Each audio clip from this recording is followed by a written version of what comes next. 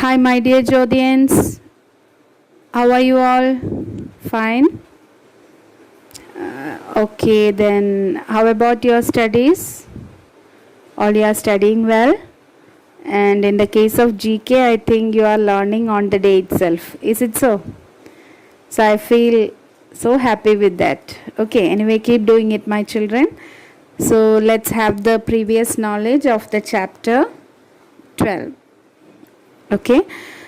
So here is a variety in this time, that is, you will get the clues along with the pictures. You have to identify the personality who is that great Indian scientist. Are you all ready? So this time we will move across like that. So just try. Okay, I'll give the clue. You have to observe the personality and you have to write only the name of that scientist. Okay. Already no? So shall we move on that? Okay, so your first clue.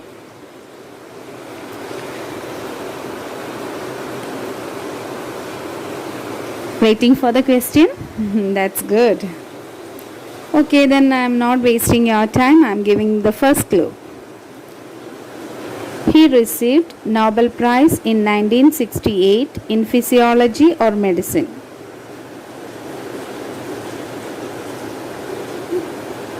Good.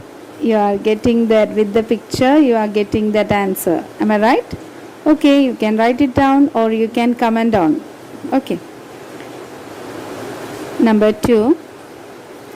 See the picture? Can you identify the person by looking at him? He is known as the chief architect of the India's nuclear program. See the third one? Yes, very familiar face. We have learned a lot about these great Indian scientists in the previous class. So I believe that my children can write even without the clues. By looking at the picture, you can write easily. Am I right, children? Okay. So the question is here. He received the Nobel Prize in 1983 for his research on the evolutionary stages of massive stars. Now the fourth. Yes. Straight, everyone of 8th standard will write this answer. I am sure. I challenge with everyone because I know that everyone knows this answer without any clue. But I'll say just a clue. He is a man of vision, known as the Missile Man of India. So fast your answers. Very good. Okay, next fifth one. He is a nuclear scientist and recipient of Padma Vibhushan Award 2009. And he was the chairman of the Atomic Energy Commission of India. Got the answer? Observe the face also so that you can easily get your answer. Very good. Okay, then now the sixth one. Yes, very famous scientist. He was the first Indian scientist to receive the Nobel Prize for Physics in 1930 for his pioneering work on scattering of light. So proud of you, children, because I know that you are exploring your answers. Very good. Now the seventh one. He was an eminent physicist and botanist. He invented crescograph, through which he measured plant response to various stimuli. Got the answer? Are you familiar with the face? Okay. Now the next one. He was a scientist and innovator. He is widely regarded as the father of Indian space program. Of course, you have got the answer. Very good. Now the ninth one. He was an astrophysicist. He is best known for his researches in nuclear physics, cosmic rays and spectrum analysis. Who is he? Yes, my children are the best. So I know that you are giving the answers in very fast. Very good, children. Now the last one. He was a physicist famous for theory of Bose-Einstein condensate. I know that you got the answer. Which deals with the detection of a group of nuclear particles named after him as boson. Oh, my children are the best.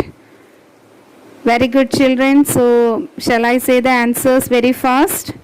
So that if you have written, you can go through that or just keep checking it. Okay. The first person, Hargobind Khorana. Second one, Homi J. Baba. Third one, Subramanya Chandrasekhar. Fourth one, Dr. APJ Abdul Kalam. Fifth one, Anil Kakodkar. Sixth one, C.V. Raman. Seventh one, J.C. Bose. Eighth one, Vikram Sarabhai. Ninth one, Meghnad Saha. 10th one, Satyendra Nath Bose. Okay, clear, children? I believe that everyone got 10 out of 10. Very good. So anyway, that's all our previous knowledge, and that's of a revision part also. Very good. So shall we move to our 13th chapter? Wait for that. So let's go with the chapter World Heritage Sites in India. Yes, I know that everyone will be interested with this chapter because we all like to visit for the journey. Is it?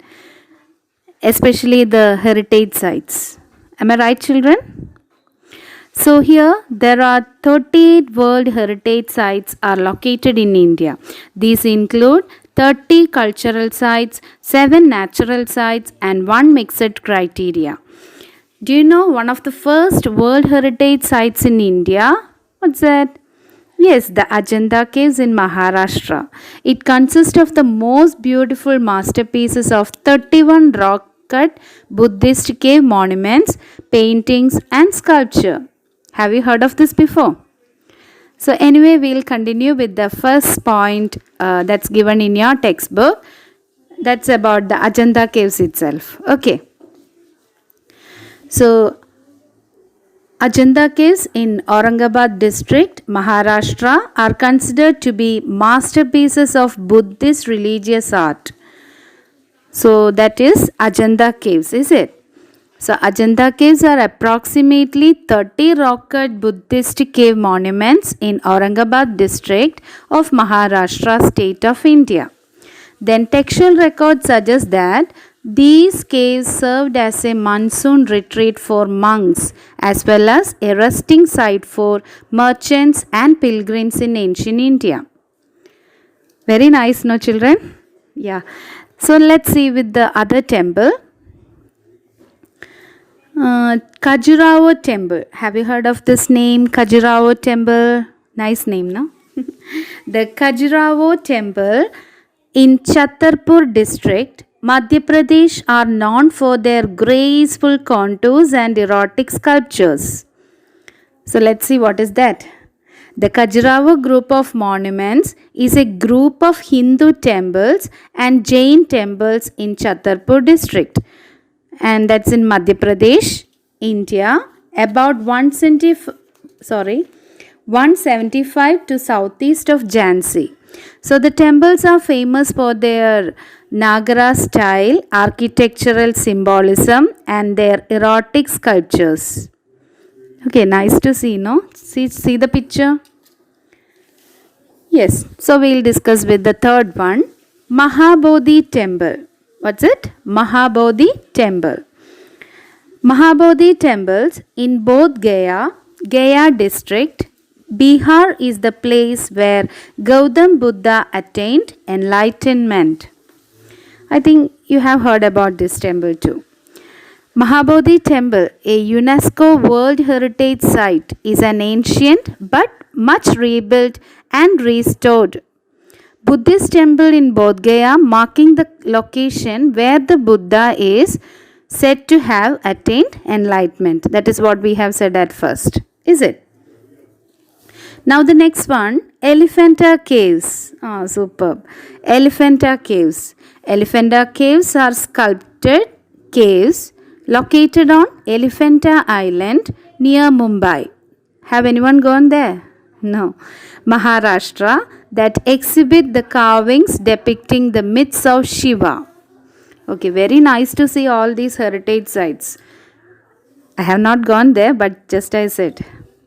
So, Elephanta Caves are a UNESCO World Heritage Site and a collection of cave temples predominantly dedicated to the Hindu god Shiva. So, if you are a lover of Indian culture and ancient architectural techniques, then indeed Elephanta Caves are of great worth to visit. It is called the glorious abode of Lord Shiva. What is that? Glorious abode of Lord Shiva. Nice to hear, no children? Are you all interested to visit all these heritage sites? So once we have to go there. Am I right, children? Okay. So we move to the next. Basilica of Bom Jesus. That's in Old Goa is the place where the sacred relics of Saint Francis Xavier are kept. So Basilica of Bom Jesus is a Roman Catholic basilica located in Goa, India, and is part of the churches and convents of Goa UNESCO World Heritage Site. That is also considered as the World Heritage Site. Okay. Next is very interesting place. I think some of them have visited there. Even I have visited this place in Odisha. Sun Temple. Okay. Nice to see here. Very nice. It's look like a chariot. So Sun Temple we are discussing about, that's in Konark, Puri district, Odisha, is dedicated to the sun god and was originally designed in the form of a chariot. What's chariot? Radam, that's what. It looks exactly like that. See, in the picture itself you can imagine that. Okay. So I'll talk little more about Sun Temple because I have also visited there, so I like to tell you more about it. Sun Temple at Konark, about 35 kilometers northeast from Puri on the coastline of Odisha, that is in India. Shaped like a giant chariot, the temple is known for the exquisite stone carvings that cover the entire structure. It is the best known tourist destination in Orissa and has been a World Heritage Site since 1984. Nice, no children? If you get a chance, you have to definitely visit these places, okay? So once you visit, you will remember me because I have taught you all this. Okay. Then now the seventh one. Rock shelters of Bhimbetka. Super. What is that? Rock shelters of Bhimbetka in Raisen district, that is in Madhya Pradesh, exhibit the earliest traces of human life.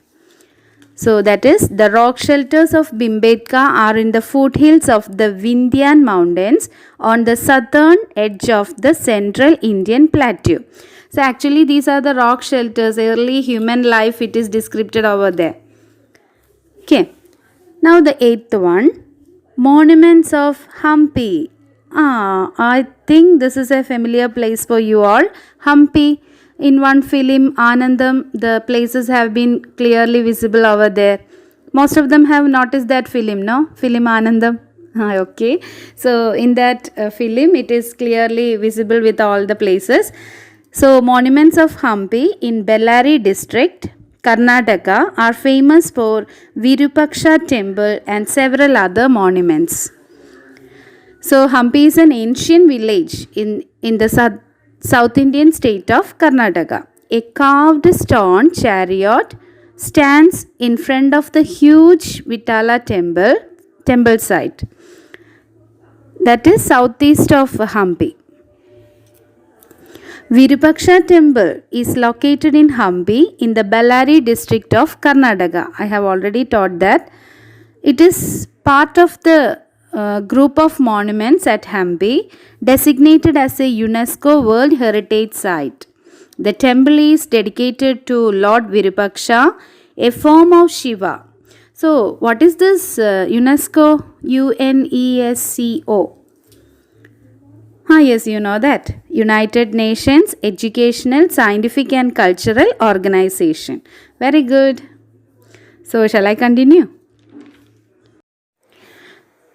So we reached to the second last one, that is about the Fatehpur Sikri.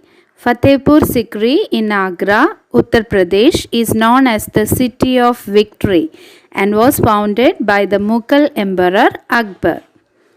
So Fatehpur Sikri is a small city in northern India just west of Agra, found by a 16th century Mughal emperor, that is Akbar, and red sandstone buildings cluster at its center. Buland Darwaza Gate is the entrance to Jama Masjid Mosque. Have you heard about this Fatehpur Sikri? Okay, that's about Fatehpur Sikri. And the last one, the Great Living Chola Temple.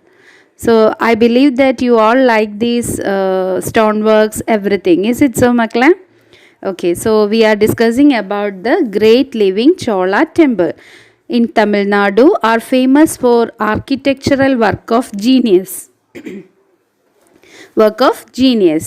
So the Great Living Chola Temples is a UNESCO World Heritage Site designation for a group of Chola dynasty era Hindu temples in the Indian state of Tamil Nadu.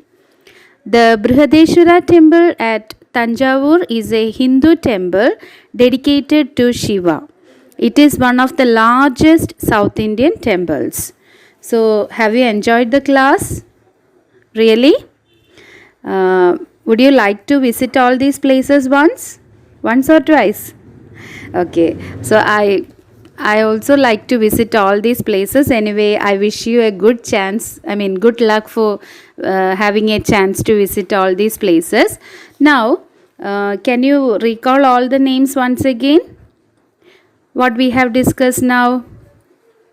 Yes, first we discussed with the Ajanta caves, Khajuraho temple, Mahabodhi temples, Elephanta caves, Basilica of Bom Jesus, Sun temple, rock shelters of Bhimbetka, monuments of Hampi, Fatehpur Sikri, and finally the Great Living Chola temple. That is what we have discussed with the today's class. So I believe that you all enjoyed the class much. Okay, so that's all for today's class, and have a nice day, Makle. Take care.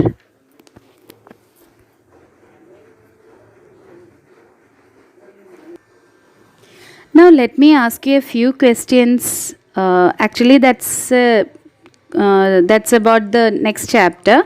But before that, let's have an idea on it. So let me ask you 2-3 questions, and you please think of for the next class. Okay?